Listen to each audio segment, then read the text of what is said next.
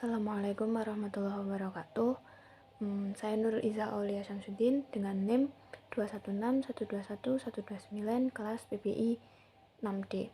Di sini saya akan menjawab 3 pertanyaan atau deskripsi masalah yang telah dijelaskan oleh dosen saya sebelumnya untuk memenuhi kriteria UTS mata kuliah studi metodologi Islam.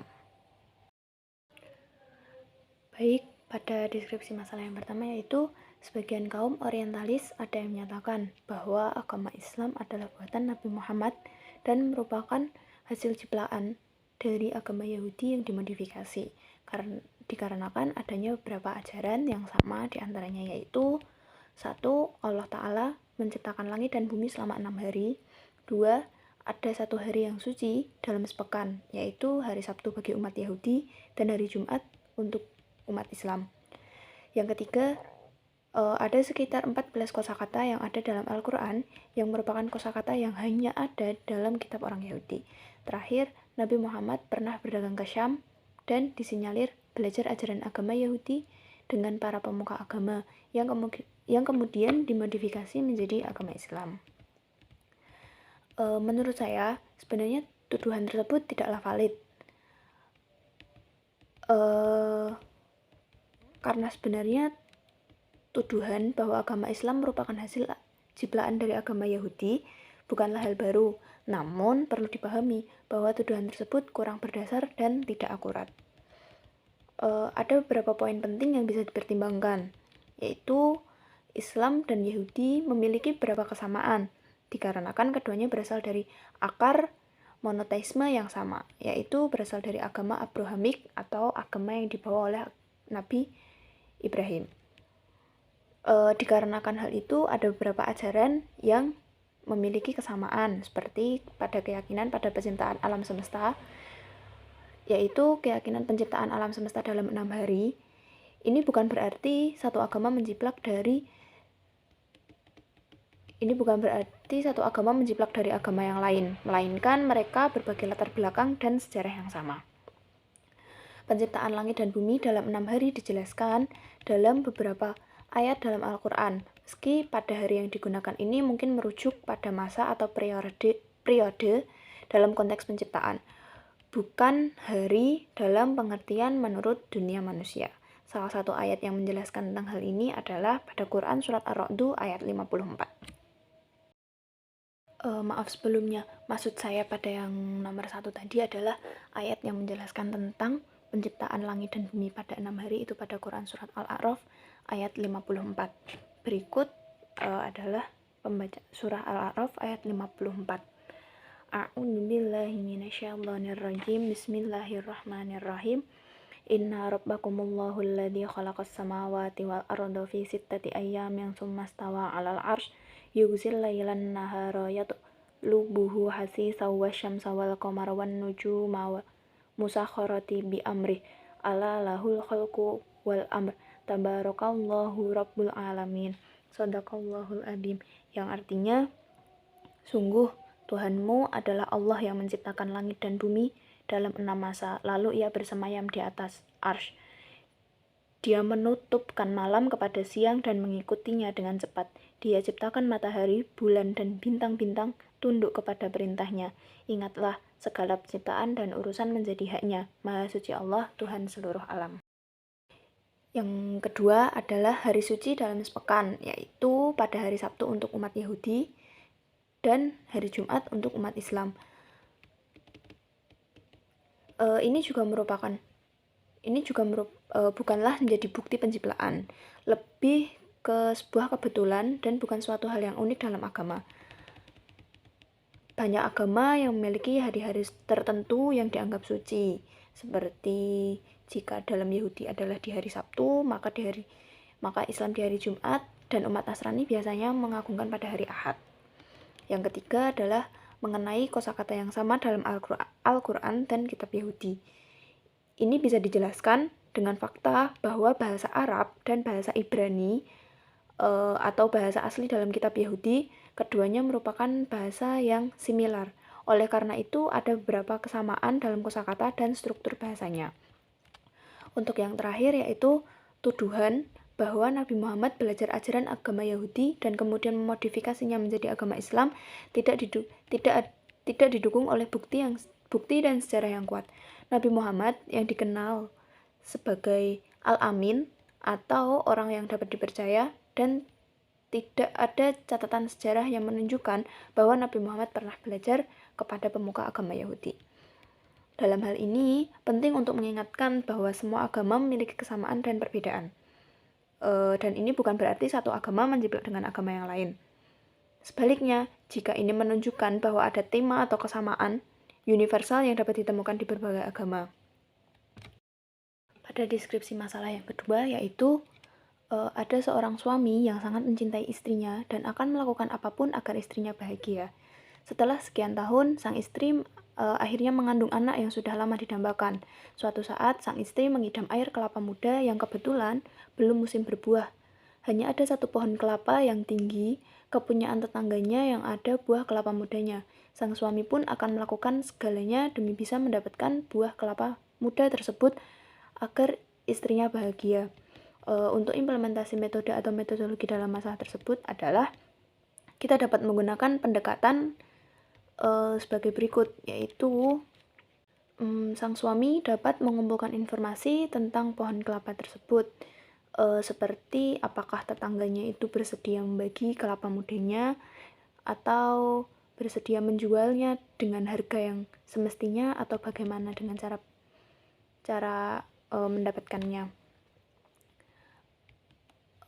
Mungkin juga dapat ditanyakan apakah lebih baik membeli kelapa muda atau mencari alternatif lain seperti mencari toko atau pasar yang menjual kelapa muda meski bukan pada musimnya. Selanjutnya, suami dapat menyusun strategi. Jika tetangga bersedia menjual, maka suami bisa merencanakan kapan dan bagaimana cara agar mendapatkannya. Jika tidak, mungkin suami perlu mencari toko atau pasar yang menjual kelapa muda. Selanjutnya, apabila tetangganya tidak memberikan izin atau tidak bersedia membagi atau menjual kelapa muda tersebut, sang suami dapat memiliki beberapa opsi, yaitu seperti mencari penjual lain atau pasar lain yang masih memiliki stok kelapa muda. Yang kedua, dapat mencari pada toko online yang menyediakan berbagai barang atau mencari alternatif pengganti. Jadi, apabila suaminya benar-benar tidak bisa menemukan kelapa muda, maka dia akan berbicara pada istrinya, bermusyawarah pada istrinya, apakah ada alternatif lain apabila kelapa muda tersebut tidak bisa didapatkan. Dan yang terakhir, mungkin bisa berbicara dengan dokter kandungan atau ahli gizi. Karena terkadang keinginan pada saat hamil itu biasanya disebabkan oleh kebutuhan nutrisi tertentu.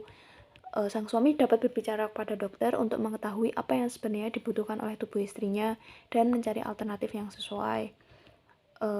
Perlu diingatkan bahwa yang terpenting adalah kesejahteraan dan kebahagiaan istri.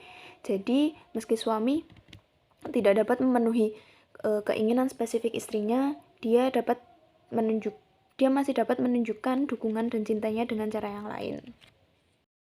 Pada soal terakhir, yaitu adalah jelaskan studi Islam yang bersifat normatif religius dan empiris historis.